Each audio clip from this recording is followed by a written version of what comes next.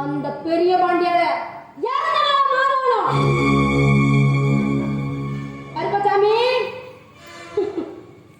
உனக்கு கெடாவட்டி பொங்க வச்சாத்து ஆசீர்வாதம் கிடைக்குமா? நாளைக்கு உனக்கு நானே வட்டி பொங்க வைக்கிறேன். ஆசீர்வாதம் முழுமையா எனக்கு கிடைக்கணும். அந்த பெரிய பாண்டி சாதுக்கார பையனுவ ஆள் வளர்த்த கட்டி அடைச்சு விடலாம்னு நினைக்கிறானுவ. அடிக்க அடிக்கத்தான் பந்து வசந்தேயும், அரைக்கத்தான் சந்தம் மனம் கொடுக்கும். என்ன அடக்க அடக்கத்தான் எனக்கு ஆக்ரோஷமே பிறக்கும். இது புரியல அந்த பெரிய பாண்டிக்கு.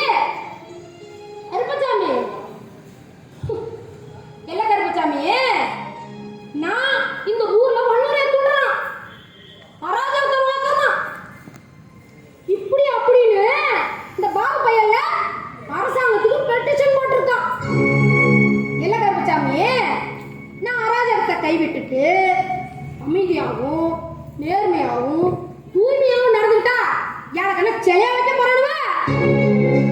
சரி, அமைதியாகவும் நேர்மையாகவும் தூய்மையாகவும் நடந்த ஹரிச்சந்திரனுக்கு இந்த உலகத்துல எங்க சிலை வச்சிருக்காங்க?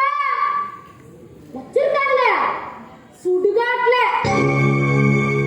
இப்படி அமைதியா நேர்மையா தூய்மையா நடந்துகிட்டா இந்த உலகத்துல எங்கேயும் உனக்கு